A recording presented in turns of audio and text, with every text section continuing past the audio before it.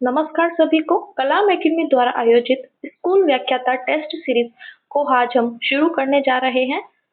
ये minor test 1 होगा। अगर आपका रिस्पॉन्स अच्छा रहेगा तो हम आगे के सारे जीके के टेस्ट कंटिन्यू करेंगे। कलाम के जितने भी जो फर्स्ट ग्रेड के जीके के जो टेस्ट होंगे, मैं सारे वीडियो सॉल्यूशंस प्रोवाइड कराऊंगी आपको। पीडीएफ के लिए अपना टेलीग्राम चैनल है, उसको आप लोग ज्वाइन कर लेना, ठीक है। उसका लिंक जो है मैं वीडियो के डिस्क्रिप्शन में दे दूंगी, तो वहां से आप लोग ज्वाइन कर लेना। चलिए, तो आज हम माइनर टेस्ट 1 शुरू करते हैं।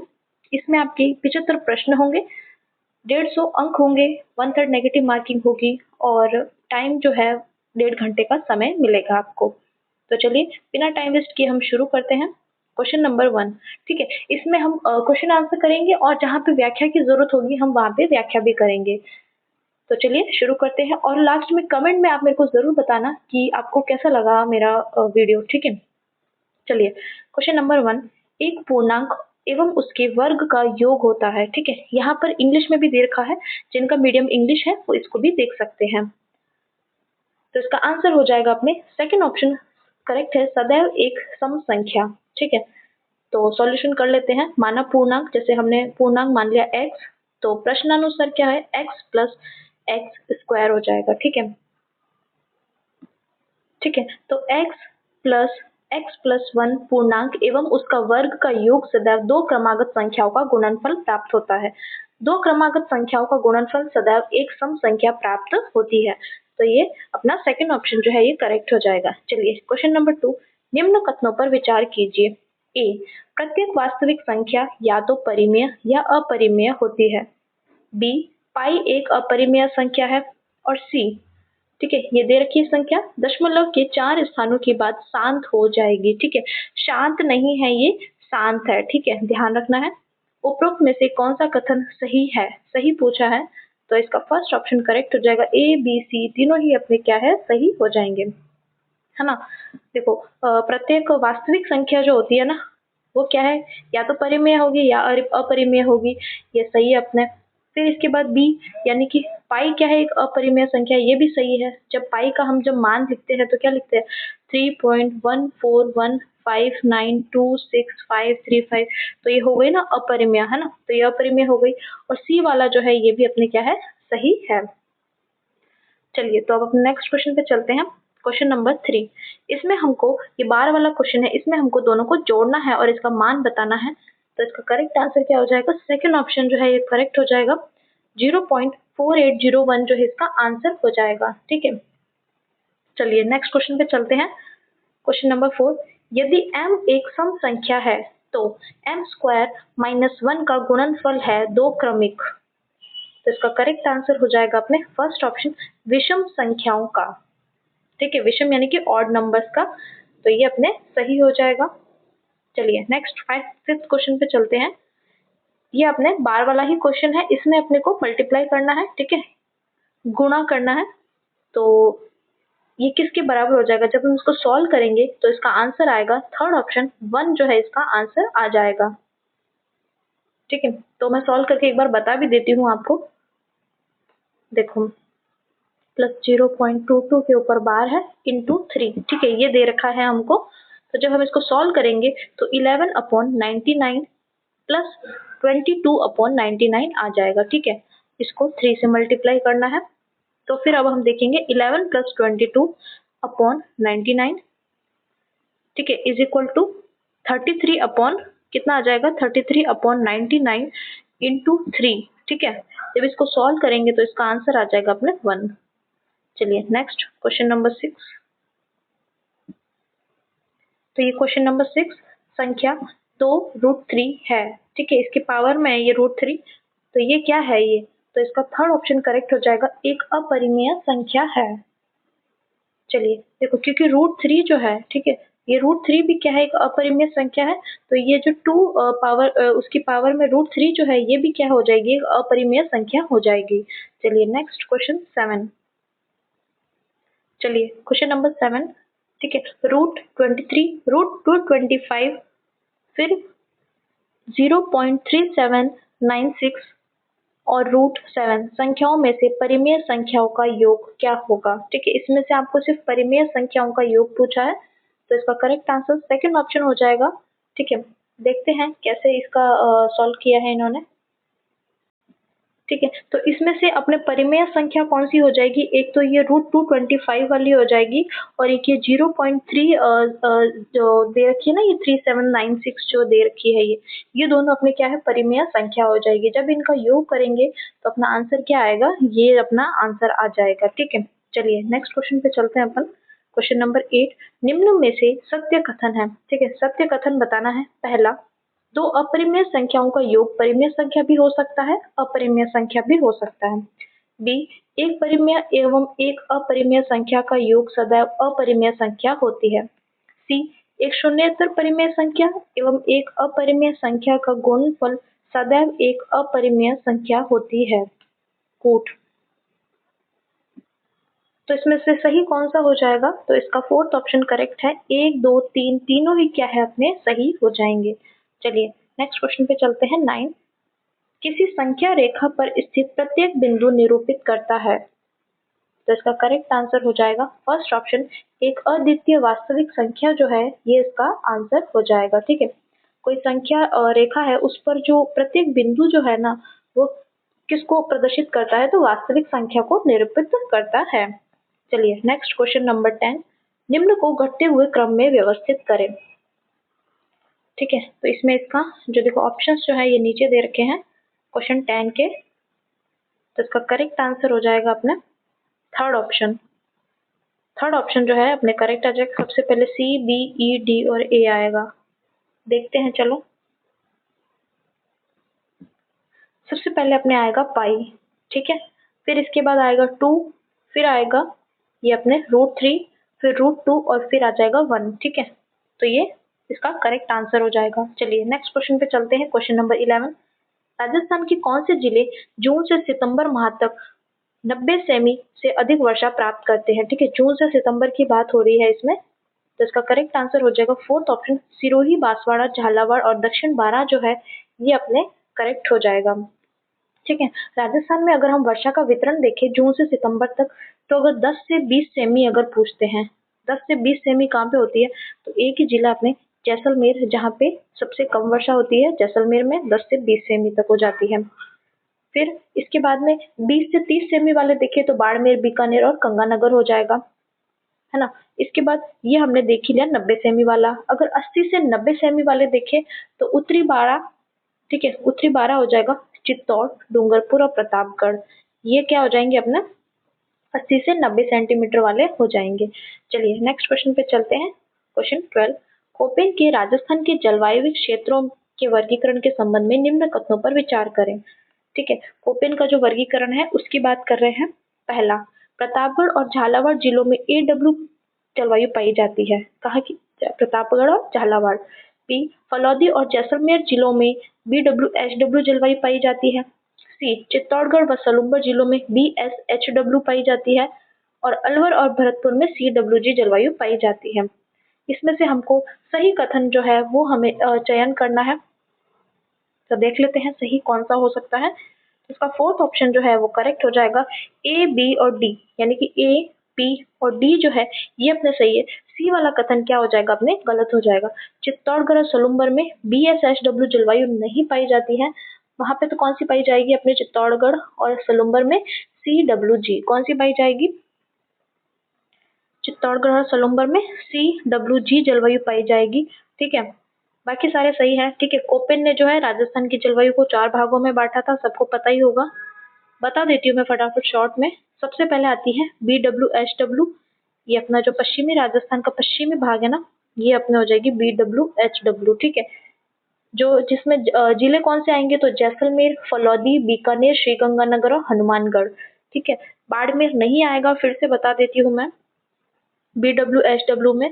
ठीक है, ये जैसलमेर आ गया, ये बीकानेर, ये फलौदी आ जाएगा, P से फलौदी। ठीक है, फिर गंगानगर और फिर हनुमानगढ़, ये जिले आएंगे। ठीक है, इसके बाद BSHW आ जाता है, ये अपने BSHW वाली आ जाएगी, जिसमें से अर्धशुष्क प्रदेश वाले जो जिले हैं ना, ये जोधपुर, बालोतरा, बाड़मेर, जालोर, पाली, नागौर, डीडवाना, कुचामन, सीकर, झुंझुनू, चूरू, ये सारे क्षेत्र आ जाएंगे। फिर अपने आता है तीसरे नंबर पर CWG, कौन सा आता है, ये अपने आ जाएगा पूरा CWG। ये पूरा जो क्षेत्र है, ये पूरा ग्रीन ग्रीन जो मैंने कर दिया है, ये CWG आ जाएगा, जिसमें पूर्वी राजस्थान पूरा आएगा। ठीक है, उदयपुर आ जाएगा, सलूम्बर आ जाएगा, है ना, भीलवाड़ा, बूंदी, सवाई माधोपुर, कोटा, बूंदी, सॉरी कोटा नहीं आएगा, है ना, बूंदी आ जाएगा। तो ये सारा पूर्वी राजस्थान जो है ये सारा आ जाएगा। और इसके बाद ये जो दक्षिणी राजस्थान है ना, दक्षिण और दक्षिण पूर्वी जो राजस्थान है, ये अपने आ जाएगा अपने AW में आ जाएगा। ठीक है, तो ये चारों भागों में इन्होंने बांट दिया है। चलिए नेक्स्ट क्वेश्चन पे चलते हैं अपन 13। अर्धशुष्क स्टेपी तुल्य जलवायु निम्न में से किस जिलों के समूह में पाई जाती है? ठीक है, अर्धशुष्क यानी कि स्टेपी जलवायु, तो इसका थर्ड ऑप्शन करेक्ट हो जाएगा। चूरू, पाली और नागौर जो है यहाँ पर ये पाई जाती है अर्धशुष्क जो है जलवायु। चलिए नेक्स्ट क्वेश्चन पे चलते हैं 14। जनगणना 2011 के अनुसार राजस्थान में ग्रामीण साक्षरता दर कितने प्रतिशत थी? ठीक है, ग्रामीण साक्षरता दर, तो इसका थर्ड ऑप्शन करेक्ट हो जाएगा। 61.4 जो है अपने ग्रामीण साक्षरता दर थी। ठीक है, थोड़ा सा मैं आपको याद करवा देती हूँ थोड़ा साक्षरता के बारे में। ठीक है, एक होती है अपने ग्रामीण साक्षरता और एक होती है अपने शहरी। ठीक है, कुल साक्षरता अलग है। ठीक है, उसका क्वेश्चन आएगा तो वो भी मैं करा दूंगी। ठीक है, ग्रामीण साक्षरता अपनी कितनी थी? तो 61.4 कितनी थी? 61.4 है, ये 4 लिखा है मैंने। ठीक है, 61.4 थी और शहरी साक्षरता थी 79.7%। ठीक है, अब अगर हम ग्रामीण साक्षरता सर्वाधिक देखें, यानी कि ये मैक्स लिखा है मैंने, मैक्सिमम यानी कि सर्वाधिक और न्यूनतम यानी कि मिनिमम। ठीक है, तो ये सबसे ज्यादा अपने ग्रामीण साक्षरता कहाँ पे थी? तो ये अपने हो जाएगा झुंझुनू में। कहाँ पे है ग्रामीण साक्षरता सबसे ज्यादा? यानी सबसे ज्यादा गांव में जो झुंझुनू में लोग पढ़े लिखे हैं। सबसे कम अगर हम देखें तो सिरोही आ जाएगा। ठीक है, ग्रामीण साक्षरता में। और वही शहरी साक्षरता सबसे ज्यादा देखें तो कहाँ पे है? ये मैक्सिमम उदयपुर में है। ठीक है, उदयपुर। और सबसे कम अगर हम देखें तो अपने नागौर में हो जाएगा शहरी साक्षरता। तो ये सारे जो है फैक्ट्स याद रखने हैं। चलिए हम क्वेश्चन पे आ जाते हैं फिर से। तो ये अपना 61.4 हो जाएगा। चलिए नेक्स्ट क्वेश्चन पे चलते हैं 15। जनगणना 2011 के अनुसार निम्न में से किस जिले का जनसंख्या घनत्व सबसे अधिक है? तो इसका करेक्ट आंसर हो जाएगा धौलपुर। फर्स्ट ऑप्शन जो है अपना करेक्ट हो जाएगा। जनसंख्या घनत्व भी अब हम फटाफट से एक बार याद कर लेते हैं। सबसे ज्यादा जो जनसंख्या घनत्व है वो कहाँ का है? अपने जयपुर का है। फिर उसके बाद भरतपुर आएगा, उसके बाद दौसा आ जाता है, फिर धौलपुर आएगा। ठीक है, और फिर बांसवाड़ा आ जाएगा। तो इतना ही याद रखना अपने को। तो जयपुर का कितना है? 595 है। फिर भरतपुर का 503 है। फिर दौसा, ये दौसा के बाद एक अलवर जो है थोड़ा मैंने मिस कर दिया है।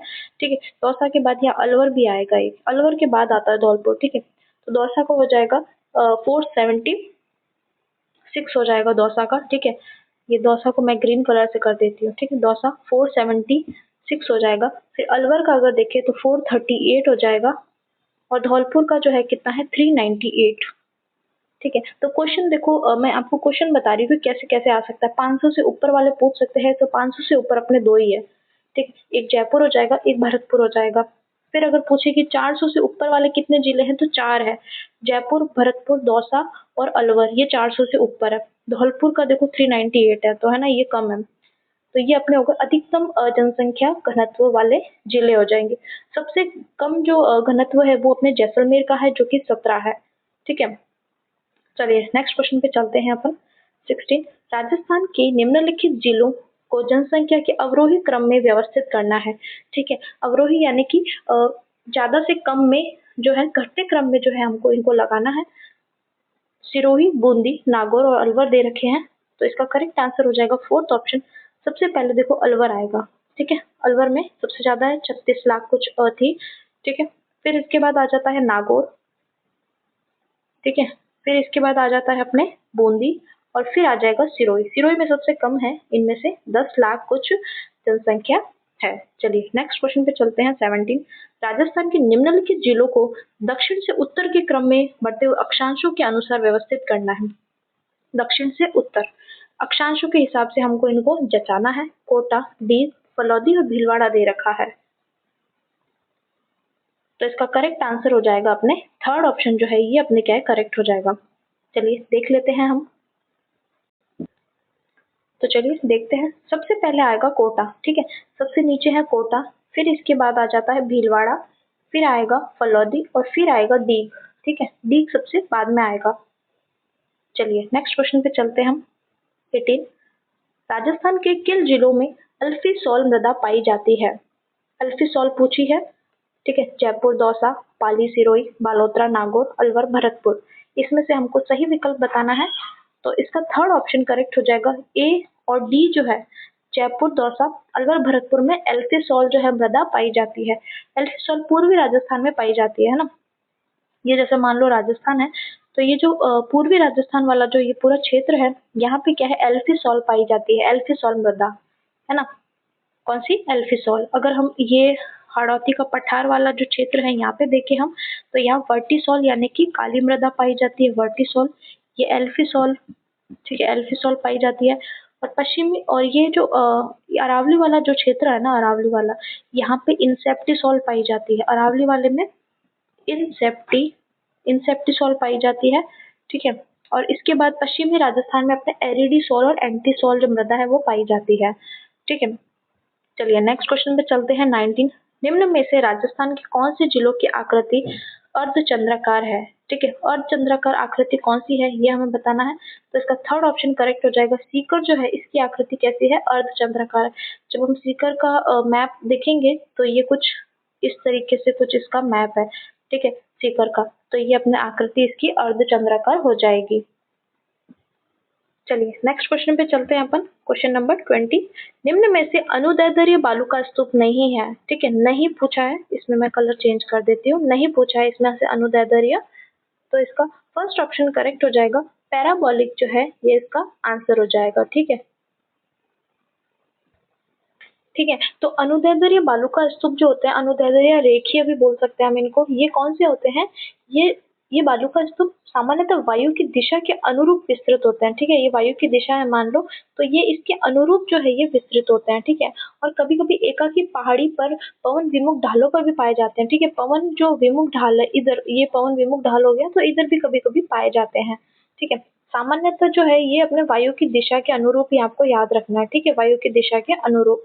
तो इसमें से पूछ रहा है कि कौन सा अनुदैर्ध्य नहीं है, तो ये देखो सीफ हो गया, ठीक है, वनस्पति युक्त रेखीय भी हो गया, पवन विमुख क्योंकि ये देखो वनस्पति युक्त रेखीय रेखीय हमने देख लिया, और पवन विमुखी अभी हमने देख लिया कि कभी कभी ये पवन विमुखी ढाल पर भी बनते हैं। तो पैराबोलिक जो है इसका आंसर हो जाएगा, ठीक है। चलिए नेक्स्ट क्वेश्चन पे चलते हैं। 21, राजस्थान के निम्नलिखित भौतिक विभाजन को पूर्व से पश्चिम के क्रम में व्यवस्थित करें। बहुत ही इजी क्वेश्चन है, ठीक है, इससे इजी तो खैर क्या ही होगा। चलिए, तो ये थर्ड ऑप्शन जो है इसका करेक्ट हो जाएगा, ठीक है। सबसे पहले पूर्व से पश्चिम में देखो हमको इसको व्यवस्थित करना था। सबसे पहले हाड़ौती आ जाएगा, फिर अपना पूर्वी मैदान, फिर इसके बाद में अरावली और फिर अर्धशुष्क बांगर प्रदेश हो जाएगा। चलिए नेक्स्ट क्वेश्चन पे चलते हैं। 22, अरावली पर्वत श्रृंखला से संबंधित निम्न में से कौन सा कथन सही नहीं है? ठीक है, अरावली से संबंधित, तो इसका थर्ड ऑप्शन करेक्ट हो जाएगा। इसकी औसत ऊंचाई 830 मीटर है, ये अपने क्या है, गलत हो जाएगा, ठीक है। अरावली की जो औसत ऊंचाई है वो कितनी है? 930 मीटर है, ठीक है, कितनी है अपने? 930 मीटर है। तो ये वाला कथन क्या है, गलत हो जाएगा, 930। बाकी सारे सही हैं, उनको भी देख लेते हैं। ये राजस्थान में लगभग दक्षिण पूर्व से उत्तर पूर्व की ओर है, ठीक है, ये मान लो ये, ठीक है। तो ये राजस्थान में ये दक्षिण पूर्व जो दक्षिण पश्चिम जो है ना से उत्तर पूर्व की ओर ये विस्तृत है, ठीक है। ये विश्व की प्राचीनतम वलित पर्वत श्रेणियों में से है, ठीक है, वलित पर्वत श्रेणियों में से थी, लेकिन अभी ये अवशिष्ट श्रेणी है, ठीक है, अवशिष्ट पर्वत श्रेणी है अभी फिलहाल, ठीक है।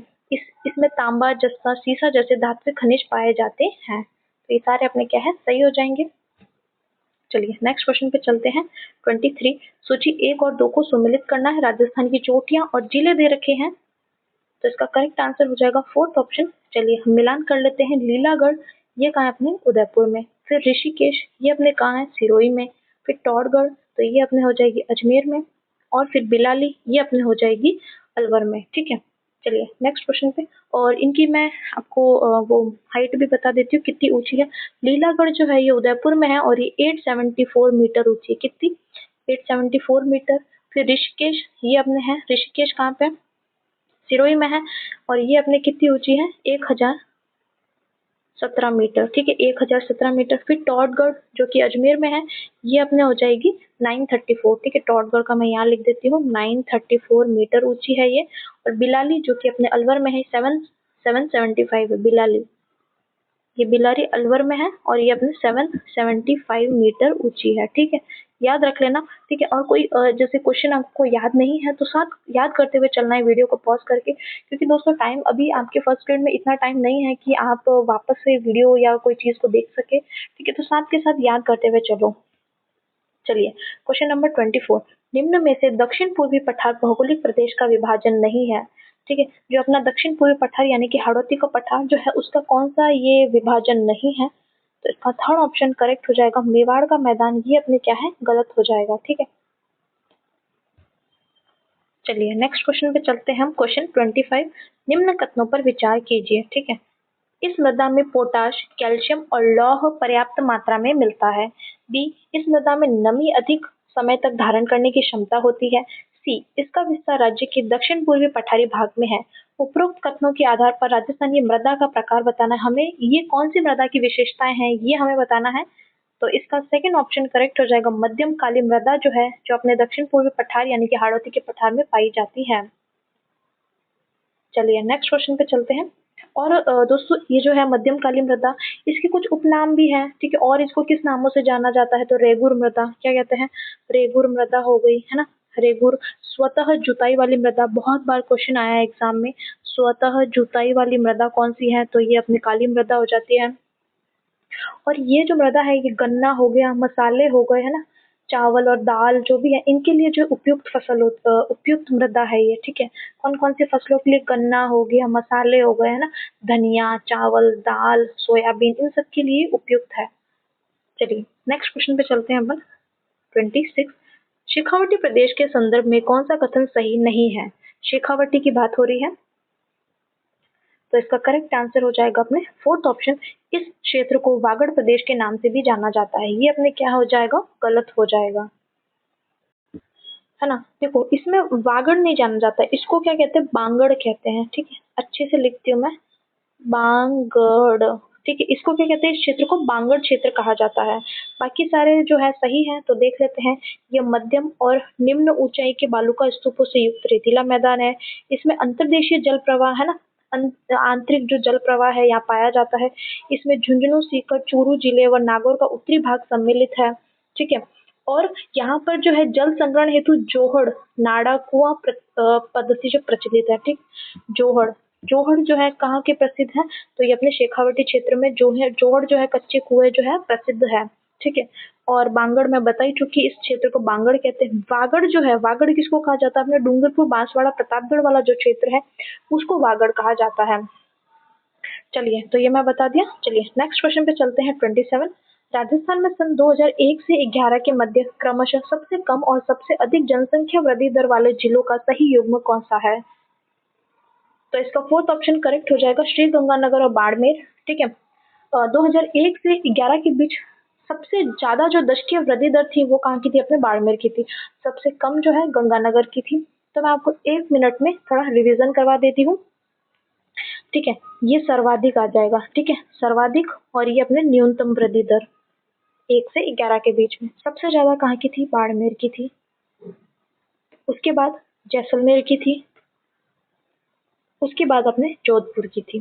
3 ही लिखते हैं, काफी हो जाएगा। ठीक है, सबसे कम अगर देखें तो सबसे कम गंगानगर की थी, उसके बाद अपने झुंझुनू की थी, और उसके बाद जो है अपने पाली की थी। कहाँ की थी, पाली की। ठीक है, बाड़मेर की कितनी थी, ये भी हमें याद रखना पड़ेगा, 32.5% थी। कितनी थी, 32.5। ठीक है, ये 32.5% लिखा है। जैसलमेर की देखें तो 31.8 थी, और जोधपुर की देखें तो 27.7%। ठीक है, गंगानगर की देखें तो 10% थी सबसे कम। फिर झुंझुनू की देखें तो 11.7, और पाली की थी 11.9। ठीक है, तो इतना अपने को याद नहीं रखना है, ये 10% याद रख लो। इधर देखो, ये क्वेश्चन आ सकता है कि 30% से अधिक जनसंख्या वृद्धि दर वाले जिले कौन से थे, तो बाड़मेर और जैसलमेर 2 थे, 30% से ज्यादा थे। ठीक है, तो ये अपने दशकीय वृद्धि दर वाले जिले हो जाएंगे। चलिए नेक्स्ट क्वेश्चन पे चलते हैं अपन 28। मध्य माही बेसिन से संबंधित निम्न में से असत्य कथन है। असत्य कथन बताना है अपने को मध्यमाही बेसिन के संबंधित, तो इसका सेकंड ऑप्शन करेक्ट हो जाएगा। इसकी औसत ऊंचाई 500 से 600 मीटर है, ये अपने क्या है गलत है। ठीक है भाई, ये माही बेसिन है, कोई ये पहाड़ियां थोड़ी है जो इतनी ऊंचा होगा। तो इसकी औसत ऊंचाई कितनी है, 200 से 400 मीटर है। कितनी है, 200 से 400 मीटर इसकी औसत ऊंचाई है। ठीक है, बाकी सारे जो है कथन सही हैं, तो उनको देख लेते हैं। इसका निर्माण माही, सोम और जाखम नदियों द्वारा किया गया, सही बात है।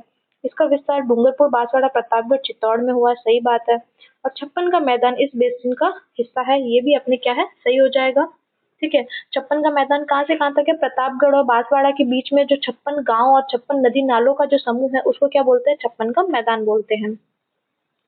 चलिए तो अपन नेक्स्ट क्वेश्चन पे चलते हैं। Question number 29।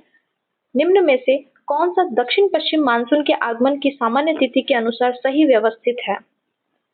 तो इसका करेक्ट आंसर हो जाएगा अपने सेकंड ऑप्शन, डूंगरपुर, भीलवाड़ा, अजमेर जो है अपना जो है करेक्ट आंसर हो जाएगा। ठीक है, सबसे पहले अपने डूंगरपुर में आएगा, फिर भीलवाड़ा में आएगा, और फिर अपने कहाँ पे आ जाएगा, ये अजमेर में आ जाएगा। चलिए नेक्स्ट क्वेश्चन नंबर 30। राजस्थान के डूंगरपुर और बांसवाड़ा जिलों में अधिकांशतः निम्न में से किस प्रकार की मृदा पाई जाती है। डूंगरपुर और बांसवाड़ा का पूछा है अपने को, ठीक है, दक्षिणी राजस्थान का। तो इसका फर्स्ट ऑप्शन करेक्ट हो जाएगा, लाल लोमी मृदा पाई जाती है यहाँ पे, है ना। तो थोड़ी सी लाल लोमी मृदा के बारे में हम देख लेते हैं। इसको लेटेराइट या लाल दोमट मृदा भी कहा जाता है। ठीक है, लेटेराइट, इसको लेटेराइट मृदा भी कहा जाता है।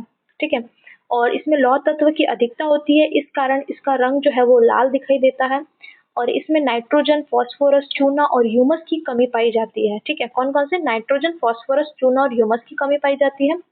ठीक है, और ये मिट्टी जो थोड़ी कम उपजाऊ होती है, और इसलिए ये मक्का हो गया, ठीक है, मक्का, चावल, गन्ना, इन फसलों के लिए उपयुक्त है। जब हम दक्षिणी राजस्थान में देखते हैं तो यही फसलें वहाँ पे ज्यादा होती है ना, मक्का ज्यादा होता है वहाँ पे दक्षिण राजस्थान में, चावल ज्यादा होता है, और गन्ना जो है उनके लिए ये फसल उपयुक्त है। इसका विस्तार क्षेत्र अभी हम देख ही चुके हैं, डूंगरपुर, बांसवाड़ा, है ना, और थोड़ा सा उदयपुर का कुछ भाग, दक्षिणी राजस्थान, है ना, इस क्षेत्र में ये विस्तार है इसका। चलिए नेक्स्ट क्वेश्चन पे चलते हैं अपन। 31। निम्न कथनों पर विचार कीजिए। तो देखिए, निम्न कथनों पर विचार कीजिए। पहला, डलहौजी ने व्यपगत सिद्धांत के तहत 7 भारतीय रियासतों का विलय ब्रिटिश साम्राज्य में किया था। बी, डलहौजी से पूर्व भी EIC कंपनी ने सूरत, कोलावा जैसी रियासतों का विलय गोद निषेध नीति के आधार पर किया था। उपरोक्त में से सत्य कथन है, सत्य बताना है हमको इसमें।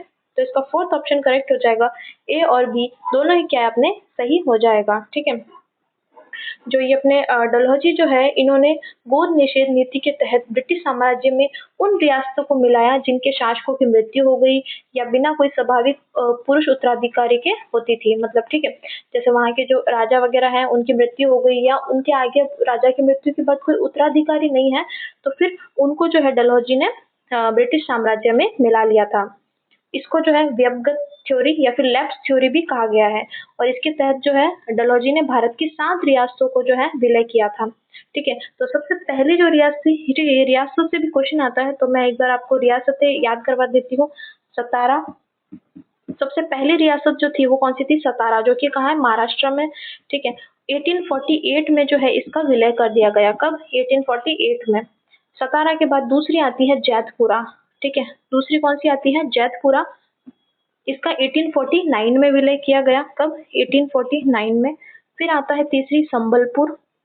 ठीक है, ये संबलपुर हो गया, इसका भी 1849 में विलय किया गया। फिर आता है बघाट, चौथे नंबर पे आती है बघाट। ठीक है, बघाट, ये अपने 1850 में इसका विलय किया गया। फिर आती है 5वें नंबर पे उदयपुर। ठीक है, तो ये अपने उदयपुर राजस्थान वाला उदयपुर नहीं है। ठीक है, उदयपुर इसको ये मत समझ लेना, इसका जो है ये छत्तीसगढ़ में, ये कहाँ पे, छत्तीसगढ़ में है, और इसका 1852 में विलय किया गया। ठीक है, इसी तरीके से नागपुर और झांसी का भी जो है 1854 में विलय किया गया। तो सांपों के नाम एक बार वापस मैं बोल देती हूँ, रिपीट कर देती हूँ। सबसे पहले जो है सतारा जो है उसका विलय किया गया 1848 में। फिर इसके बाद दूसरे नंबर पे जैतपुरा का विलय किया गया 1849 में। फिर आता है संबलपुर का विलय किया गया अपने 1849 में। फिर इसके बाद संबलपुर के बाद बगाट, बगाट जो है अपने हिमाचल प्रदेश में, कहाँ पे है? हिमाचल प्रदेश में है। इसका 1850 में जो है विलय किया गया। फिर उदयपुर, ये छत्तीसगढ़ में है, इसका 1852 में जो है विलय किया गया। इसी तरीके से नागपुर और झांसी का भी जो है विलय 1854 में किया गया। चलिए तो अब नेक्स्ट क्वेश्चन पे चलते हैं अपन। क्वेश्चन नंबर 32, 1857 के विभिन्न जगहों पर हुए विद्रोह को काल क्रमानुसार व्यवस्थित कीजिए। रुहेलखंड, फैजाबाद, झांसी और कानपुर, इनको जो है काल क्रम में लगाना है कि पहले कहाँ पे विद्रोह हुआ। तो इसका फर्स्ट ऑप्शन करेक्ट हो जाएगा। चलिए हम देख लेते हैं। देखो झांसी में कब हुआ सबसे पहले विद्रोह? तो 4 जून 1857 को झांसी में विद्रोह हो गया था। ठीक है, झांसी में कब हुआ? 4 जून को हुआ। ये 4 जून को जो है झांसी में विद्रोह हो गया। फिर इसके बाद कानपुर में, तो कानपुर में अपने कब हुआ? 5 जून को हुआ। ठीक है, कानपुर में कब हुआ? 5 जून को हुआ। फिर इसके बाद फैजाबाद, तो फैजाबाद में कब हुआ? अपने 6 जून को हुआ। फैजाबाद में 6 जून को। और रुहेलखंड, रुहेलखंड में अपने कब हुआ? तो ये रुहेलखंड की वो डेट नहीं मिलती है, जून, यानी कि इनके तो बाद ही हुआ है रुहेलखंड में। ठीक है, अब देख लेते हैं कि झांसी में कौन कौन नेतृत्व कर रहे थे। तो झांसी में अपने को पता है कि रानी लक्ष्मीबाई जो है और तांत्या टोपे, ये दोनों नेतृत्व कर रहे थे। मुख्यतः देखें तो लक्ष्मीबाई नेतृत्व कर रही थी, 4 जून को शुरू हुआ। फिर कानपुर में कौन कर रहे थे? अपने नाना साहब कर रहे थे कानपुर में, 5 जून को यहाँ शुरू हुआ। फिर फैजाबाद, फैजाबाद जो है 6 जून को शुरू हुआ और वहां पे मौलवी अहमदुल्ला जो है वो नेतृत्व कर रहे थे। और फिर रुहेलखंड जो कि खान बहादुर खां, ठीक है, वहां का नेतृत्व कर रहे थे। चलिए नेक्स्ट क्वेश्चन पे चलते हैं। 33, दिल्ली में हुए 1857 के विद्रोह के संबंध में निम्न में से असत्य कथन बताइए। असत्य बताना है इसमें से अपने को। तो इसका फर्स्ट ऑप्शन जो है वो करेक्ट हो जाएगा। मेरठ छावनी के सैनिकों ने 10 मई 1857 को दिल्ली पर अधिकार कर लिया, जो कि क्या है? एकदम गलत है। बाकी सारे सही हैं, तो अपन सही वालों को देख लेते हैं पहले। बहादुर शाह ने 25 अगस्त 1857 को आजमगढ़ घोषणा कर सभी वर्गों से सहयोग का आह्वान किया। इस विद्रोह में निकलसन की मौत हो गई थी, ये भी सही है। बहादुर शाह पर न्यायाधीश हैरियर की अध्यक्षता में लाल किले में मुकदमा चलाया गया, ये भी सही है। ठीक है, तो ये जो गलत वाला कथन है कि मेरठ छावनी, ठीक है, तो ये अपने इसका सही आंसर क्या होगा कि मेरठ छावनी ने 10 मई को तो शुरू किया था, है ना, विद्रोह शुरू किया था। ठीक है, क्रांति शुरू की थी इन्होंने, और इन्होंने 12 मई को जो है दिल्ली पर अधिकार किया था। कब किया था? 12 मई को अधिकार किया था। 10 मई को तो जो है इन्होंने विद्रोह किया था। फिर मेरठ से दिल्ली की तरफ गए और 12 मई को इन्होंने दिल्ली पर अधिकार कर लिया था। चलिए तो नेक्स्ट क्वेश्चन पे चलते हैं अब हम। 34, 1857 की क्रांति और नेतृत्वकर्ता में सही असुमेलित है। ठीक है, इसमें से कौन सा सही असुमेलित है? असुमेलित बताना है इसमें अपने को। तो इसका फोर्थ ऑप्शन जो है वो करेक्ट हो जाएगा। उड़ीसा, अरुणागिरी कृष्णा, ये अपने क्या है? गलत हो जाएगा। ठीक है, बाकी सारे सही हैं। मांडला क्षेत्र में किसने अवंतीबाई जो लोधी थी उन्होंने नेतृत्व किया। फिर असम में दीवान मनीराम ने किया। मेवात जो है वहां पे सदरुद्दीन ने किया। और उड़ीसा, उड़ीसा में किसने किया था? सुरेंद्र शाह और उज्जवल शाह। ठीक है, किसने?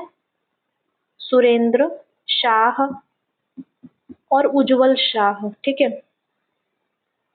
उज्जवल शाह जो है इन्होंने नेतृत्व किया था। चलिए नेक्स्ट क्वेश्चन पे चलते हैं अपन। 35, 27 जून 1857 को सती चौरा पर 40 अंग्रेजों को क्रांतिकारियों ने मार डाला। इस सती चौरा घाट का संबंध किस विद्रोह से था? तो इसका फर्स्ट ऑप्शन करेक्ट हो जाएगा। कानपुर विद्रोह से ये संबंधित थे। ठीक है, और कानपुर में मैं बता ही चुकी कि 5 जून को जो है नाना साहब के नेतृत्व में क्रांति शुरू हुई थी। चलिए नेक्स्ट क्वेश्चन 36, 1857 की क्रांति राजनीतिक और राष्ट्रीय दोनों थी, उक्त कथन किसका है? तो ये इसका सही आंसर हो जाएगा अपने थर्ड ऑप्शन, लाला लाजपत राय जो है इनका ये कथन है। ठीक है, तो इसमें से देखो बाकी सारे कथन भी हम देख लेते हैं। वी.डी. सावरकर जो है इन्होंने क्या कहा, इन्होंने 1857 की क्रांति को भारत का स्वाधीनता संघर्ष या स्वधर्म और स्वराज के लिए लड़ा गया संघर्ष कहा था। क्या कहा था कि भाई ये तो भारत का स्वाधीनता संघर्ष है ना। और भारत की पहली जो है ये क्रांति भी इन्होंने इसी को कहा था। फिर आता है ये चार्ल्स रेक्स जो है, इन्होंने 1857 की क्रांति में कहा कि आरंभ में यह सैनिक विद्रोह था, बाद में जन विद्रोह बन गया। तो चार्ल्स रेक्स जो है इन्होंने क्या कहा कि पहले तो भाई ये सैनिक विद्रोह था और बाद में जो है ये जन विद्रोह बन गया। ये थोड़ी आवाज में गड़बड़ हो रही है, ठीक है। तो ये चार्ल्स रेक्स का हो गया। लाला लाजपत राय का हमने देख ही दिया कि यह क्रांति राजनीतिक और राष्ट्रीय दोनों थी। चलिए नेक्स्ट क्वेश्चन पे चलते हैं अपन। 37, निम्न में से कौन सा कथन राजा राम मोहन राय के विषय में सत्य नहीं है? इसमें से कौन सा कथन सही नहीं है राजा राम मोहन राय के बारे में? तो इसका थर्ड ऑप्शन करेक्ट हो जाएगा। 20 अगस्त 1829 को इन्होंने ब्रह्म समाज की स्थापना की। ये क्या है अपने गलत हो जाएगा, ठीक है। 20 अगस्त 1829 को नहीं की थी इन्होंने। कब इसकी स्थापना की थी? तो 20 अगस्त 1828 को, ठीक है। कब की थी?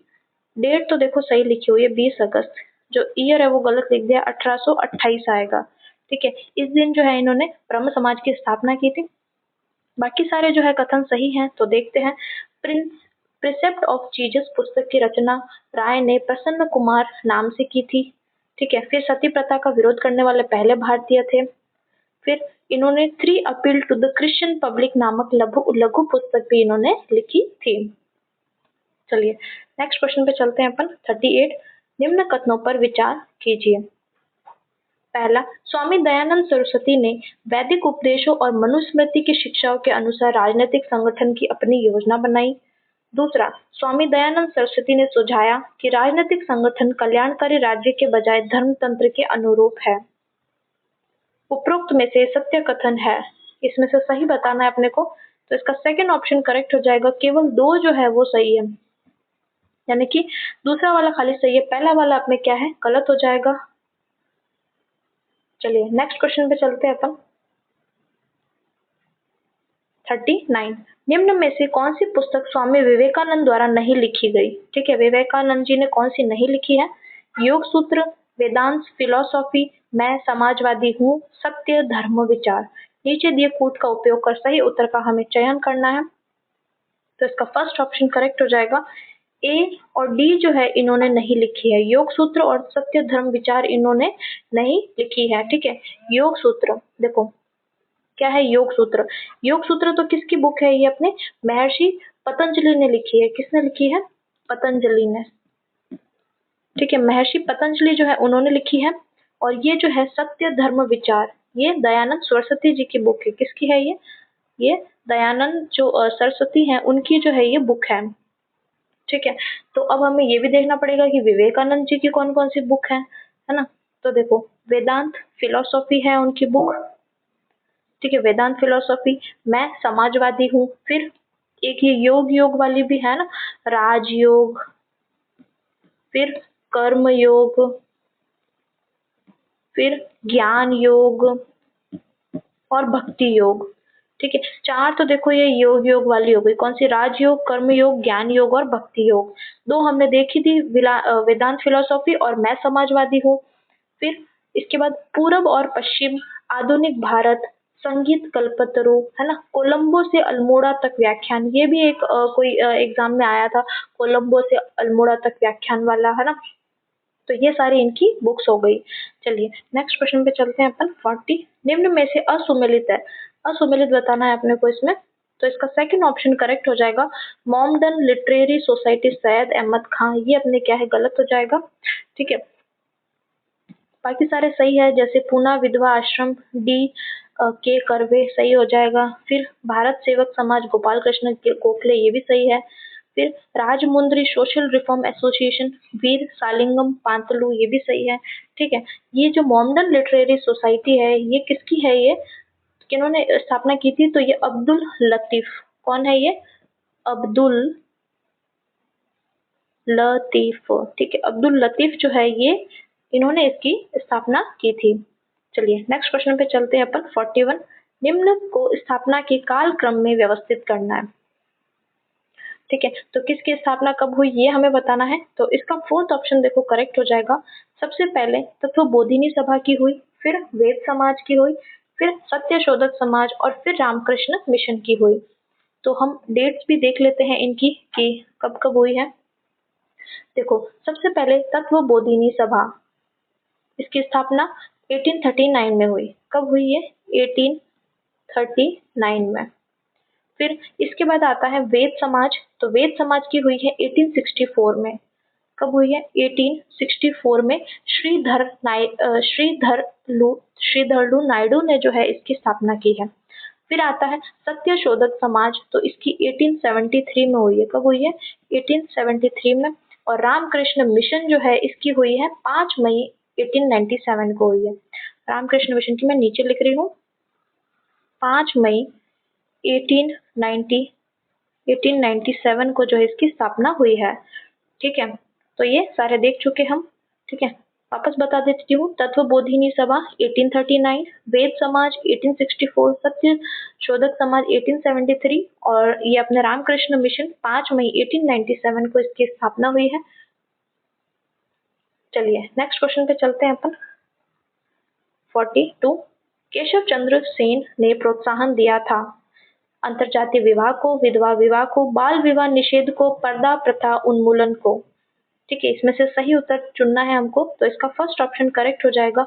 ए बी सी जो है उन्होंने इसको दिया था प्रोत्साहन। पर्दा प्रथा जो उन्मूलन है उसको जो है इन्होंने नहीं दिया था। चलिए नेक्स्ट क्वेश्चन पे चलते हैं। क्वेश्चन 43 बंकिम चंद्र चटर्जी के बारे में सत्य कथन बताना है। पहला, बिपिन चंद्र पॉल ने बंकिम चंद्र को भारतीय संस्कृति के पुनर्जागरण का पैगंबर कहा। बी, वे कलकत्ता विश्वविद्यालय के पहले स्नातक थे। और सी, इनकी तुलना फ्रेंच के लेखक लेवे-रॉस से की जाती है। उपरोक्त में से सत्य कथन है। ठीक है, सही बताना है। तो इसका सेकंड ऑप्शन करेक्ट हो जाएगा, यानी कि ए और बी जो है सही है, सी वाला अपने क्या है गलत है। क्या है कि भाई थोड़ा हम बंकिम चंद्र चटर्जी के बारे में देख लेते हैं कि इनका जन्म जो है वो अपने बंगाल में हुआ। ठीक है, इनकी प्रारंभिक शिक्षा जो है वो अपने काठलपाड़ा मेदिनीपुरा से हुई और हुगली जो कॉलेज प्रेसिडेंसी कॉलेज जो है कलकत्ता विश्वविद्यालय है ना, वहां से उच्च शिक्षा इन्होंने प्राप्त की। और जो अपने ये बंकिम चंद्र चटर्जी थे ये कलकत्ता विश्वविद्यालय के पहले स्नातक थे, जो हम देख चुके हैं ना, कलकत्ता विश्वविद्यालय के पहले स्नातक थे। विपिन चंद्र पॉल ने इनको भारतीय संस्कृति के पुनर्जागरण का पैगंबर कहा है। तो पैगंबर किसने कहा है? विपिन चंद्र पॉल ने। विपिन चंद्र पॉल ने बंकिम चंद्र चटर्जी को बंगाल का सर वॉल्टर स्कॉट कहा है। ठीक है, तो ये सारी चीजें जो है इनके बारे में हो जाएगी। चलिए नेक्स्ट क्वेश्चन पे चलते हैं। 44 वंदे मातरम के आलोक में निम्न में से असत्य कथन है। वंदे मातरम की बात हो रही है इसमें से। ठीक है, तो हाँ इतना ही है क्वेश्चन। तो चलो, तो इसका करेक्ट आंसर हो जाएगा अपने फोर्थ ऑप्शन जो है ये करेक्ट है। स्वतंत्र रचना के रूप में वंदे मातरम का प्रकाशन 1885 में बंग दर्शन पत्रिका में किया गया था। ये अपने क्या है असत्य हो जाएगा। ठीक है, देखो ये देखो, स्वतंत्र रचना के रूप में वंदे मातरम का प्रकाशन 1885 में नहीं, कब? 1881 में। छोटी छोटी मिस्टेक है, देखो इससे ही हमारा क्या है सिलेक्शन होता है या रुक जाता है। ठीक है, तो 1881 में जो है इसका प्रकाशन बंग दर्शन पत्रिका में किया गया था। ठीक है, 1881 आएगा। बाकी सारे सही हैं तो उनको भी देख लेते हैं हम। 7 नवंबर 2025 को राष्ट्रीय गीत वंदे मातरम की 150वीं वर्षगांठ मनाई गई है। फिर वंदे मातरम को पहली बार कांग्रेस के कलकत्ता अधिवेशन में रविंद्रनाथ टैगोर द्वारा गाया गया। राजनीतिक नारे के रूप में वंदे मातरम का पहली बार प्रयोग 7 अगस्त 1905 को किया गया। ये सारे अपने सही हो जाएंगे। चलिए नेक्स्ट क्वेश्चन पे चलते हैं। 45 बंकिम चंद्र चटर्जी का अंतिम उपन्यास कौन सा था? तो इसका फर्स्ट ऑप्शन करेक्ट हो जाएगा। सीताराम जो है ये अपने करेक्ट हो जाएगा। ठीक है, बंकिम चंद्र चटर्जी को बंगाली काव्य का जनक कहा जाता है। क्या कहते हैं? बंगाली काव्य जो है उसका क्या कहते हैं? जनक कहते हैं इनको। और इनकी पहली रचना जो है राजमोहन वाइफ को अंग्रेजी में लिखा था। ठीक है, ये जो है ना राजमोहन वाइफ, ये इनकी पहली रचना थी। ठीक है, फर्स्ट। और ये अंग्रेजी में, देखो नाम भी अंग्रेजी में, राजमोहन वाइफ है ना, अंग्रेजी में लिखा गया। और अंतिम उपन्यास कौन सा था, तो सीताराम था, जिसकी रचना जो है 1886 में की गई। तो ये सारे जो है बंकिम चंद्र चटर्जी का उपन्यास के बारे में हो गया। नेक्स्ट क्वेश्चन 46, प्रधानमंत्री धन धान्य कृषि योजना के संबंध में निम्न कथनों पर विचार कीजिए। ठीक है, ठीक है, तो अब हम धन धान्य योजना के बारे में देखते हैं। ए, इस योजना का शुभारंभ प्रधानमंत्री नरेंद्र मोदी ने 11 अक्टूबर 2025 को किया। बी, यह योजना आगामी 10 वर्षों तक देश भर के चयनित 100 जिलों में चलाई जाएगी। सी, इस योजना के अंतर्गत जिलों का चयन निम्न उत्पादकता, कम फसल सघनता व कम ऋण भुगतान के आधार पर किया जा रहा है। और डी, इस योजना पर केंद्र सरकार 24,000 करोड़ रुपए का वार्षिक परिव्यय करेगी। उपयुक्त में से कौन सा कथन सत्य है? सही कथन बताना है हमको इसमें, तो इसका थर्ड ऑप्शन जो है ना वो अपने करेक्ट हो जाएगा। ए, सी और डी क्या है, सही है। ठीक है, तो अपना बी वाला कथन क्या है, गलत है। तो देख लेते हैं प्रधानमंत्री धन धान्य कृषि योजना। ठीक है, शुरुआत कब की गई, तो 11 अक्टूबर 2025 को मोदी जी ने की गई। इसके बाद इस योजना पर केंद्र सरकार ने 24,000 करोड़ रुपए खर्च किए गए हैं। अवधि इसकी कितनी है, तो 6 वर्ष तक ये रहेगी। ठीक है, और अपन ने देख ही लिया कि प्रति वर्ष जो है 24,000 करोड़ खर्च होंगे। और यह योजना कृषि उत्थान के लिए 11 मंत्रालयों की 36 उप योजनाओं को समन्वित करते हुए लॉन्च की गई है। ठीक है, कृषि उत्थान के लिए, ठीक है, कृषि वाला जो क्षेत्र है उसके उत्थान के लिए 11 मंत्रालयों की 36 जो उप योजना है उनको समन्वित करके इसको लॉन्च किया गया है।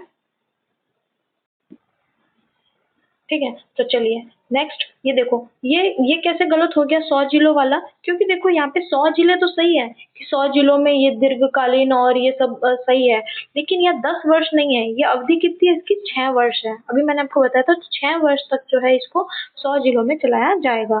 चलिए नेक्स्ट क्वेश्चन पे चलते हैं 47, गुरु गोवलकर आकांक्षी ब्लॉक विकास योजना के संबंध में निम्न कथनों पर विचार कीजिए। ए, इस योजना हेतु राज्य बजट 2025-26 के अंतर्गत राज्य सरकार ने 75 करोड़ रुपए की घोषणा की। बी, यह योजना प्रदेश के 21 जिलों में संचालित की जा रही है। सी, इस योजना के अंतर्गत प्रदेश स्तर पर सर्वश्रेष्ठ प्रदर्शन करने वाले ब्लॉक को प्रोत्साहन स्वरूप 1 करोड़ रुपए दिए जाएंगे। उपयुक्त में से कौन सा सही नहीं है, यह हमें बताना है। तो इसका थर्ड ऑप्शन करेक्ट हो गया है। बी और सी जो है सही नहीं है, ए वाला सही है, ये दोनों कथन क्या है, गलत हो जाएंगे। ठीक है, तो गुरु गोवलकर जो आकांक्षी ब्लॉक कार्यक्रम है, ये अपने 2025-26 बजट जो है उसके अंतर्गत ये योजना प्रारंभ की गई है।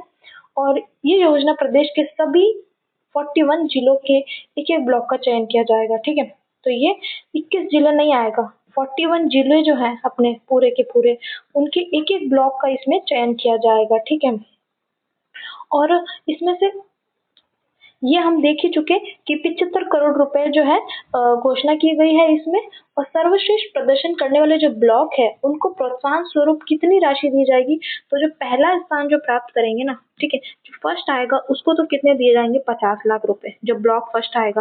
उसके बाद जो ब्लॉक दूसरा नंबर पे आएगा उसको 35 लाख, और तीसरे नंबर पे जो ब्लॉक आएगा उसको 25 लाख। ठीक है, तीसरे नंबर पे आएगा उसको 25 लाख।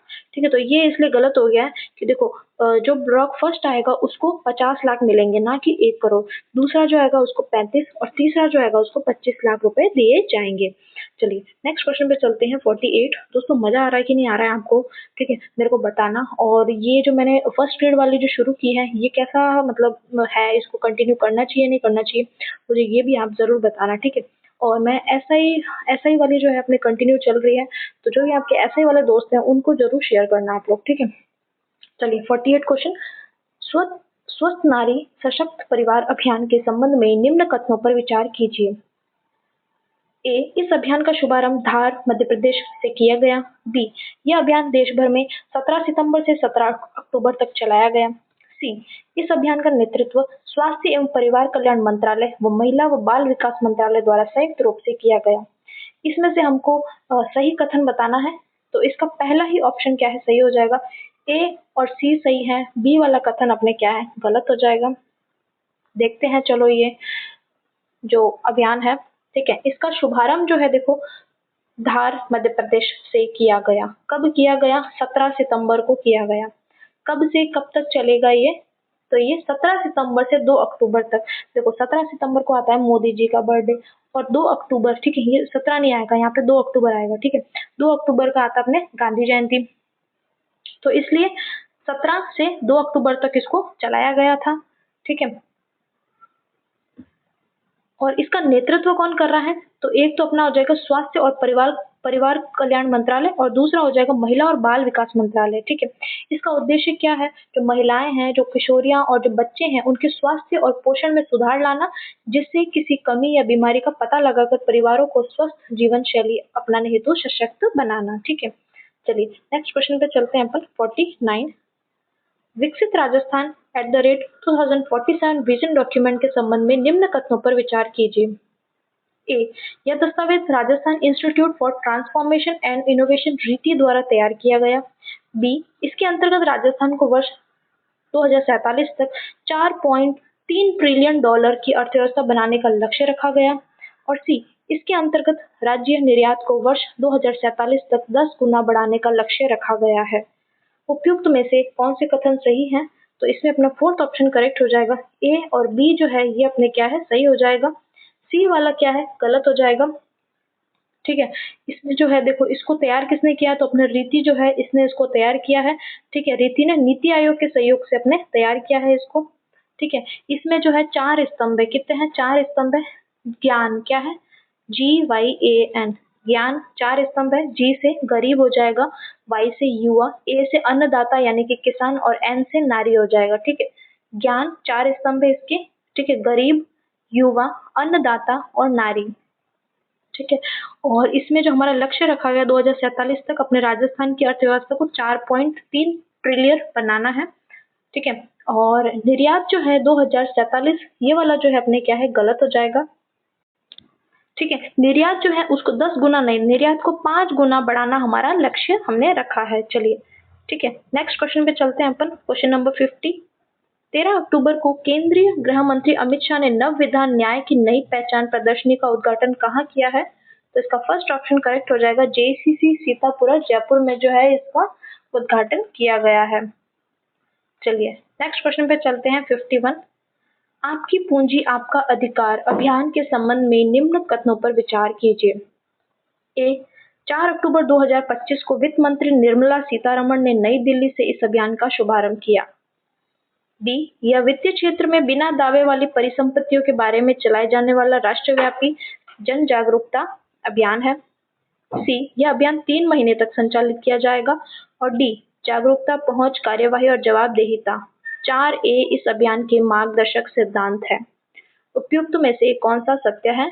ठीक है, आपकी पूंजी आपका अधिकार के बारे में हमें सही बताना है इसमें से, तो इसका थर्ड ऑप्शन करेक्ट हो जाएगा।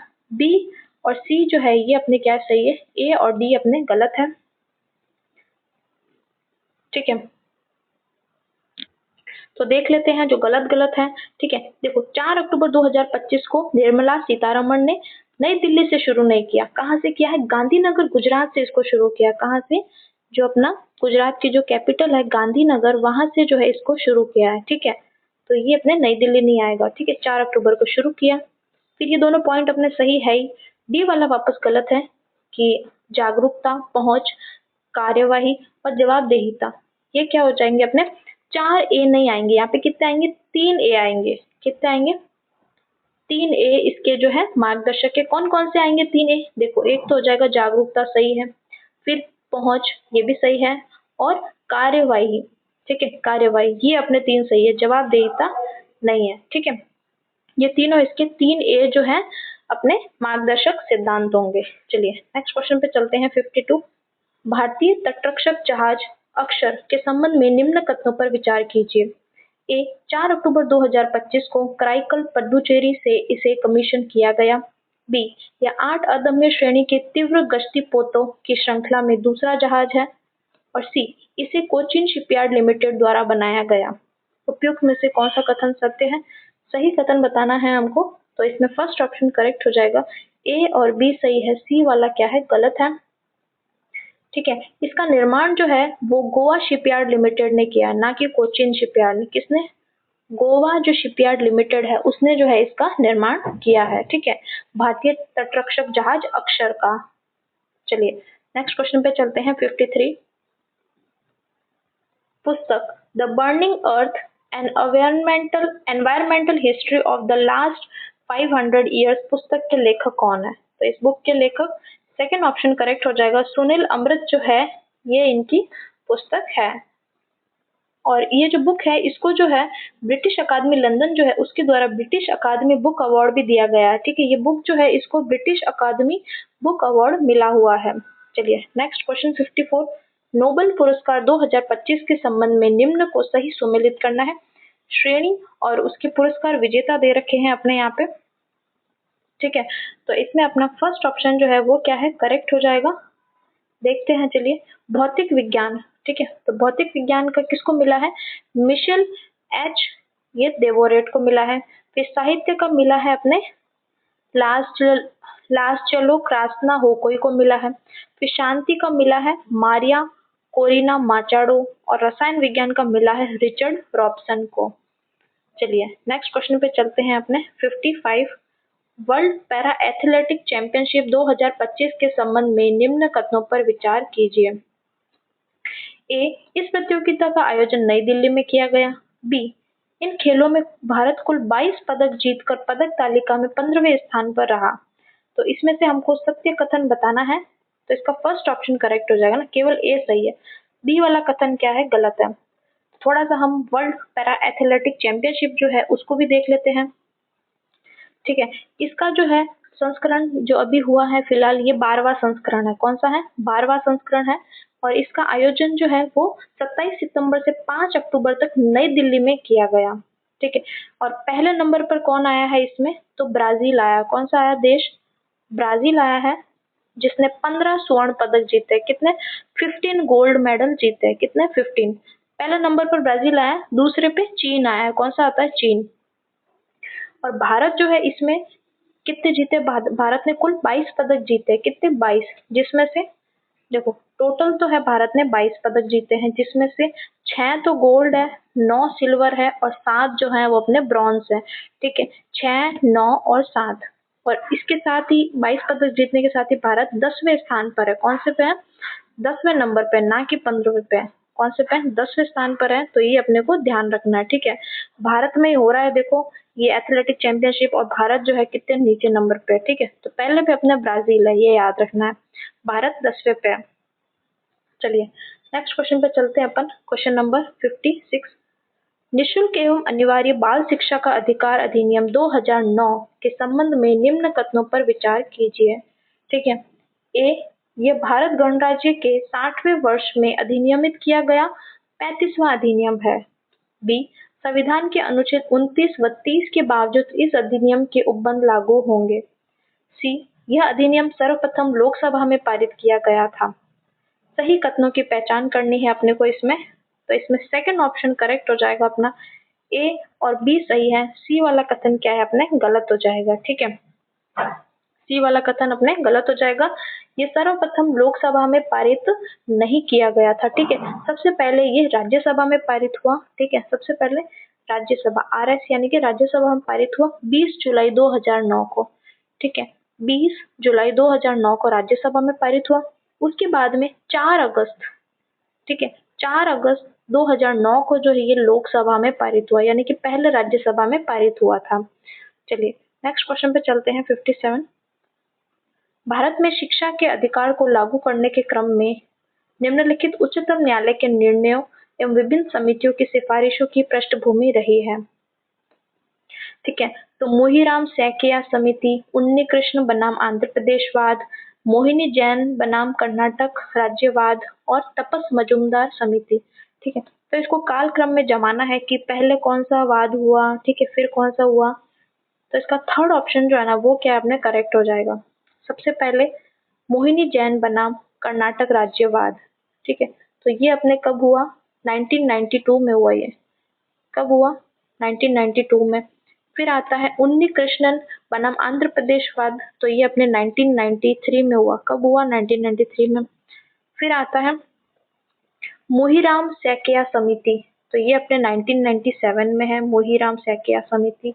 और फिर सबसे लास्ट में आता है तपस मजुमदार जो है समिति, तो ये अपने 1999 की है।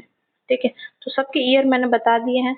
सबसे पहले मोहिनी जैन 1992, उन्नी कृष्णन 93, मोहीराम 97 और ये अपने तपस मजुमदार 1999 करेक्ट हो जाएगा। ठीक है, चलिए नेक्स्ट क्वेश्चन पे चलते हैं। 58 आरटीआई अधिनियम 2009 की धारा 9 के तहत स्थानीय प्राधिकारी के कर्तव्य के संदर्भ में सही कथनों की पहचान करिए। स्थानीय प्राधिकारी के कर्तव्य बताना है हमको। ए, प्रवासी परिवारों के बच्चों का विद्यालय में प्रवेश सुनिश्चित करना। बी, शैक्षणिक कैलेंडर तैयार करना। और सी, अपने अधिकार क्षेत्र के भीतर 18 वर्ष तक की आयु के सारे बालकों का रिकॉर्ड रखना। इसमें से अपने को सही बताना है, तो इसका फर्स्ट ऑप्शन करेक्ट हो जाएगा। ए और बी जो है ये सही है ना, कि भाई स्थानीय जो प्रवासी परिवारों के जो बच्चे हैं उनका विद्यालय में प्रवेश सुनिश्चित करना, ठीक है, और शैक्षिक कैलेंडर तैयार करना। और ये जो है अपने अधिकार क्षेत्र के अंदर का जो 14 वर्ष के जो बच्चे हैं ना उनका रिकॉर्ड रखना, 14 वर्ष की आयु तक के बच्चों का, ना कि 18 वर्ष की आयु तक के बालकों का। चलिए नेक्स्ट क्वेश्चन पे चलते हैं। 59 आरटीई अधिनियम 2000 की धारा 2(n) के तहत परिभाषित विद्यालय के श्रेणी में सम्मिलित है। ठीक है, 2(n) में कौन कौन से विद्यालय इसमें आएंगे? ठीक है, तो इसमें करेक्ट आंसर हो जाएगा अपने फोर्थ ऑप्शन जो करेक्ट है, ए बी सी डी सारे ही विद्यालय इसमें आएंगे। चलिए नेक्स्ट क्वेश्चन पे चलते हैं अपन। 60 आरटीई 2009 की धारा 8 के अंतर्गत राजस्थान सरकार द्वारा 2021 में जोड़े गए उपबंध के बाद अनिवार्य शिक्षा पद से अर्थ है कि समुचित सरकार। अभी जो अनिवार्य शिक्षा जो है ना इसका अर्थ क्या है ये हमको बताना है इसमें। ठीक है, तो ए देखो 6 से 14 वर्ष के प्रत्येक बालक को प्रारंभिक शिक्षा उपलब्ध करवाए। बी, 6 से 14 वर्ष के बालक का अनिवार्य रूप से स्कूल में प्रवेश, उपस्थिति व प्रारंभिक शिक्षा पूरी करवाना सुनिश्चित करे। और सी, 6 से 14 वर्ष के बालक को कक्षा अनुरूप अधिगम स्तर प्राप्त किया जाना सुनिश्चित करें। ठीक है, तो इसमें से अपने को सही बताना है, तो इसका फोर्थ ऑप्शन करेक्ट हो जाएगा, ए बी सी। ठीक है, ए बी सी यानी कि तीनों ही इसका अर्थ है, अनिवार्य शिक्षा से मतलब ये तीनों है। ठीक है, अगर आपको जैसे लग रहा है कि स्पीड थोड़ी फास्ट है तो वीडियो को पॉज करके भी आप लोग आराम से क्वेश्चन को पढ़ सकते हैं। चलिए क्वेश्चन 61 निशुल्क एवं अनिवार्य बाल शिक्षा का अधिकार अधिनियम 2009 के संबंध में असत्य बताना है हमको। ठीक है, असत्य बताना है इसमें से हमको, तो इसका करेक्ट आंसर अपने हो जाएगा सेकंड ऑप्शन। बालक को केवल अपने नेबरहुड स्कूल में ही निशुल्क शिक्षा प्रारंभिक शिक्षा पूरी करने का अधिकार है, ये अपने क्या है गलत है। ठीक है, ठीक है, ऐसा कोई जरूरी नहीं है कि बालक जो है उसके नेबरहुड यानी कि पास वाले स्कूल में ही शिक्षा पूरी करे, ये बाध्यकारी नहीं है। ठीक है, क्या है बाध्यकारी नहीं है। ठीक है, बाकी सारे जो है सही हैं, तो इनको देख लेते हैं। 6 से 14 वर्ष के बालक को अपने नेबरहुड स्कूल में प्रारंभिक शिक्षा पूरी करने का अधिकार होगा, लेकिन अगर वो बालक कहीं और शिक्षा प्राप्त करना चाह रहा है, ठीक है, तो वो कर सकता है, बाध्यता नहीं है उस पर। कोई ऐसे शुल्क या भुगतान के लिए उत्तरदायी नहीं होगा जो उसे प्रारंभिक शिक्षा पूरी करने से रोके। और डी, बहुनिशक्त या गंभीर निशक्त जो बालक हैं उनको घर आधारित शिक्षा चुनने का अधिकार होगा, है ना। जो बहुनिशक्त हो चुके हैं बच्चे, है ना, तो वो अगर चाहे तो वो घर पे भी जो है पढ़ाई कर सकते हैं। ठीक है, उनके लिए टीचर उनको घर पे पढ़ाने के लिए आएगा। चलिए नेक्स्ट क्वेश्चन पे चलते हैं। 63 62 निशुल्क और अनिवार्य बाल शिक्षा का अधिकार अधिनियम 2009 की किस धारा में निजी विद्यालयों और विशेष श्रेणी के विद्यालयों में प्रवेश कक्षा की 25% सीट पर निशुल्क शिक्षा उपलब्ध करवाने का प्रावधान किया गया है? तो ये 25% वाला ना किस में है ये, इसका फोर्थ ऑप्शन करेक्ट हो जाएगा, 12(1) ग में जो है ये दिया गया है। चलिए नेक्स्ट क्वेश्चन पे चलते हैं। 63 आरटी अधिनियम 2009 की धारा 27 के अनुसार निम्न में से किन गैर शैक्षणिक प्रयोजन के कार्यों में शिक्षकों की नियुक्ति की जा सकती है? ए, 10 वर्षीय जनगणना। बी, आपदा राहत कार्य। सी, विधानसभा व संसदीय चुनाव। और डी, पंचायती राज व स्थानीय निकाय के चुनाव। इसमें से हमें सही आंसर का चयन करना है, तो इसका फोर्थ ऑप्शन करेक्ट हो जाएगा। इन सभी में जो है उसकी जो शिक्षकों की नियुक्ति की जा सकती है, इनके अलावा और किसी में जो है उसकी नियुक्ति नहीं की जा सकती। ऐसे नहीं कि कोई दूसरा काम करवाने लग गए, इनके अलावा कोई काम नहीं करवाया जा सकता टीचर से पढ़ाई के अलावा। ठीक है, चलिए नेक्स्ट क्वेश्चन 64 आरटीई अधिनियम 2009 के तहत असुमेलित है। इसमें से असुमेलित को छांटना है अपने को, तो इसका करेक्ट आंसर हो जाएगा अपने फर्स्ट ऑप्शन जो है ना, ये अपने क्या है करेक्ट है। राष्ट्रीय सलाहकार परिषद का गठन धारा 35 में नहीं है, ठीक है। ठीक है, तो धारा 35 में तो क्या दे रखा है, निर्देश जारी करने की शक्ति दे रखी है। धारा 35 में क्या है, निर्देश जारी करने की शक्ति। बाकी सारे अपने क्या है सही हैं, तो आराम से आप लोगों को इसको देख लेना। चलिए नेक्स्ट क्वेश्चन 65। आरटीई अधिनियम 2009 के अनुसार कक्षा 1 से 5 के लिए एक शैक्षणिक वर्ष में न्यूनतम कार्य दिवस और शिक्षण घंटे कितने होंगे। पहले कार्य दिवस बताना और फिर शिक्षण घंटे बताना है 1 से 5 के लिए। तो इसका करेक्ट आंसर हो जाएगा थर्ड ऑप्शन करेक्ट है। 200 तो कार्य दिवस होंगे और 800 शिक्षण घंटे होंगे पहली से 5वीं तक के लिए, ठीक है। और अगर आपको छठी से 8वीं के पूछे 6 से 8 तक के लिए, तो न्यूनतम कार्य दिवस तो 220 हो जाएंगे और शिक्षण घंटे जो है वो कितने होंगे, 1000 हो जाएंगे, ठीक है। ये 6 to 8 का है, ये पहले से 5वीं तक का है। चलिए नेक्स्ट क्वेश्चन पे चलते हैं अपन 66। ये आपके हिंदी के क्वेश्चन आ गए हैं। निम्न में से सही संधि विच्छेद है, कौन सा इसमें से सही संधि विच्छेद है देखना है, ठीक है। देखो ये पूरा क्वेश्चन यहाँ तक ही नहीं है, ये देखो पूरा नीचे तक क्वेश्चन है, ठीक है। तो इसका करेक्ट आंसर हो जाएगा अपने थर्ड ऑप्शन ए, सी और डी जो है ये अपने क्या है सही संधि विच्छेद है, ठीक है। अगर हम देखें बी वाला जो है, देखो जगत प्लस आधार है ना, ये अपने जगदाधार, ये क्या है अपने गलत है। कैसे है, देखो ये जगदाधार जो है इसका सही संधि विच्छेद अगर हम देखेंगे तो क्या होगा, जगत, त के नीचे हलंत आएगा दोस्तों, है ना। ज के नीचे त के नीचे हलंत और जगत प्लस आधार होगा, ये सही है असली तो। यहाँ हलंत नहीं लगाया इसलिए गलत हो गया। बाकी सारे अपने क्या है सही है। चलिए नेक्स्ट क्वेश्चन पे चलते हैं अपन 67। किस विकल्प के सभी शब्द स्वर संधि के हैं। स्वर संधि पूछा है, तो इसका करेक्ट आंसर हो जाएगा अपने सेकंड ऑप्शन शीतेंद्र, राजर्षि और यथेष्ट जो है ये अपने क्या है करेक्ट हो जाएंगे। ये तीनों अपने क्या है स्वर संधि के हैं, है ना। इसमें से देखो अब पहला वाला देखिए, अगर अपन शरणार्थी, वेदोक्त और संरक्षण, तो इसमें से जो ये है ना संरक्षण, ये अपने व्यंजन संधि का हो गया, तो इसलिए ये अपना गलत हो गया। फिर पूर्णेंद्र, तल्लीन और अधोलोक, तो ये जो तल्लीन है ना ये अपने क्या व्यंजन संधि का हो गया। फिर इसके बाद ये अधोलोक है ना, ये अधोलोक ये अपने किसका हो गया है, विसर्ग संधि का। फिर मनोनयन, निलोपलन और निरीक्षण, इसमें से मनोनयन जो है ये अपने क्या हो गया, विसर्ग संधि का हो गया, ठीक है। बाकी जो ये बचे हुए ये सारे अपने स्वर संधि के हैं। चलिए नेक्स्ट क्वेश्चन पे चलते हैं 68। निम्न में से कौन सा संधि शब्द असंगत है, असंगत बताना है इसमें से। तो इसका फर्स्ट ऑप्शन करेक्ट हो गया सत प्लस मार्ग, सदमार्ग, ये क्या है गलत हो जाएगा।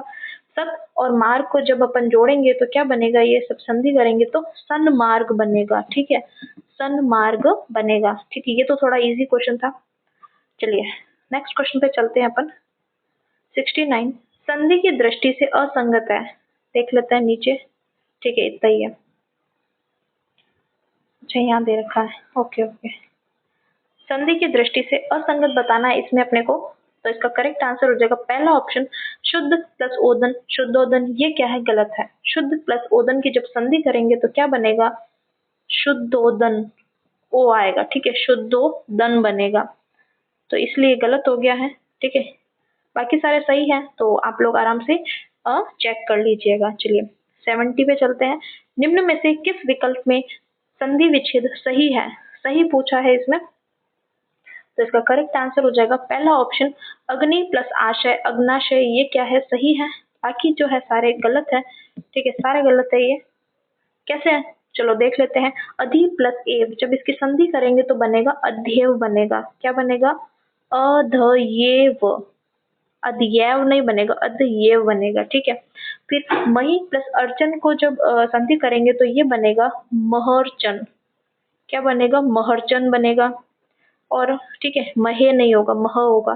फिर वाणी प्लस औचित्य का करेंगे तो वाण्योचित होगा, ठीक है। ये यह जो है ना इसके ऊपर एक और मात्रा आएगी, ठीक है, ये औ की मात्रा होती है ना वो आएगी, ठीक है, तो ये इसलिए सही हो जाएगा। बाकी सारे ही गलत है। चलिए नेक्स्ट क्वेश्चन 71। संगत विकल्प का चयन करें, संगत विकल्प बताना है हमको इसमें, तो इसका थर्ड ऑप्शन करेक्ट हो जाएगा अल्टरनेट यानी कि एकांतर, ये अपने क्या है सही है। बाकी सारे गलत है। गलत वाले भी मैं एक बार फटाफट से बता देती हूँ। बार्टर, ठीक है, बार्टर क्या आएगा? बार्टर यानी कि वस्तु विनिमय। क्या आएगा? वस्तु विनिमय, ठीक है। फिर बिल, बिल यानी कि विधेयक। बिल तो पता है ना अपने, विधेयक, विधेयक लाते हैं, बिल लाते हैं, ठीक है, संसद में। फिर अल्टरनेट, एकांतर हम देख ही चुके। असाइनमेंट यानी कि कार्यभार। असाइनमेंट यानी कि कार्यभार, ठीक है। तो ये मैंने आपको सारे बता दिए फटाफट। बार्टर यानी कि वस्तु विनिमय, बिल यानी विधेयक, अल्टरनेट, एकांतर और असाइनमेंट यानी कि कार्यभार। चलिए नेक्स्ट क्वेश्चन पे चलते हैं। 72, सूची 1 और 2 को सुमेलित करना है। तो इसका करेक्ट आंसर अपने क्या हो जाएगा? पहला ऑप्शन जो है ये करेक्ट हो जाएगा। देख लेते हैं। बिक्वेस्ट, बिक्वेस्ट वसीयत। फिर एडहॉक, एडहॉक यानी कि तदर्थ। फिर डॉक्यूमेंट, डॉक्यूमेंट हो जाएगा अपने प्रलय, और ये हो जाएगा अपने कमीशन, आड़त। चलिए नेक्स्ट क्वेश्चन पे चलते हैं। 73 पे, सूची 1 और 2 को सुमेलित करना है, ठीक है। पारिभाषिक शब्द और उसके अर्थ दे रखे हैं। तो इसका करेक्ट आंसर अपने हो जाएगा थर्ड ऑप्शन। पहला है एक्सेप्टेंस, एक्सेप्टेंस यानी कि स्वीकृति। एक्सेप्ट करते हैं ना अपन कोई चीज, ऐसा। एक्शन, एक्शन यानी कि कार्यवाही। फिर ऑटोनॉमस यानी कि स्वायत्त, और एक्नॉलेजमेंट यानी कि अभिस्वीकृति। चलिए नेक्स्ट क्वेश्चन पे चलते हैं अपन। 74 हो गया। निम्न में से पारिभाषिक शब्द की दृष्टि से असंगत विकल्प है, इसमें से अपने को असंगत बताना है। तो इसका सेकंड ऑप्शन करेक्ट हो गया, क्रॉनिक यानी कि नवीन। ये क्या है? असंगत है। क्रॉनिक मतलब होता है दीर्घकालीन। क्या होता है? दीर्घकालीन, दीर्घकालीन, ठीक है, दीर्घकालीन। बाकी सही सारे जो है सही ऑप्शन है। डिसॉल्व यानी कि विघटित करना, ठीक है। डेलिमेशन, तो यह परिसीमन हो जाएगा। फिर ठीक है, कंटेंशन यानी कि संविधान। ये भी क्या है? गलत है। ये सारे जो है अपने क्या है, ठीक है, ये सारे जो अपने सॉरी सही हो जाएंगे, ठीक है, सारे सही है, ठीक है। ये क्रॉनिक वाला जो है यही तो है असंगत था, क्रॉनिक यानी कि दीर्घकालीन हो जाएगा, ठीक है। बाकी सारे सही है। चलिए, और ये अपना आज का जो है लास्ट क्वेश्चन हो जाएगा, ठीक है। निम्न में से डेमोन्स्ट्रेशन का हिंदी पारिभाषिक शब्द नहीं है, ठीक है। डेमोन्स्ट्रेशन का कौन सा नहीं है? तो इसका फोर्थ ऑप्शन जो है वो करेक्ट हो जाएगा, प्रयोजन। ये क्या है? गलत है, ठीक है। क्वेश्चन देखो ध्यान से पढ़ना। हिंदी पारिभाषिक अर्थ अपन है पढ़ लेते हैं और पहला ही टिक कर देंगे, नहीं, आराम से पढ़ो उसको। नहीं है, नहीं पूछा है, तो फोर्थ ऑप्शन जो है ये जो है इसका मतलब नहीं है। बाकी तीनों जो है इसके निरूपण, निर्दर्शन और प्रदर्शन, ये सारे जो है इसके मतलब हो जाएंगे। तो दोस्तों ये मैंने आपको फर्स्ट ग्रेड जीके का माइनर टेस्ट 1 सॉल्व करा दिया है। वीडियो कैसा लगता है आप लोग मेरे को कमेंट बताना ज़रूर, और वीडियो अगर अच्छा लगे तो लाइक करना, कमेंट करना, और चैनल पे अगर आप नए आए हो तो इसको सब्सक्राइब कर देना, और आपके जो भी दोस्त हैं उन तक भी इसको जरूर शेयर करें। पीडीएफ के लिए अपना जो टेलीग्राम चैनल है उसको ज्वाइन कर लेना। और दोस्तों आपका जैसा रेस्पॉन्स रहेगा, आप कैसा रिव्यू करते हो इसको, उसके आधार पर मैं आगे के जो है फर्स्ट ग्रेड के टेस्ट लेके आऊँगी सॉल्यूशंस। तो आप लोग मेरे को बता देना कि आपको चाहिए कि नहीं चाहिए। चलिए दोस्तों, धन्यवाद। फिर मिलते हैं जल्दी से।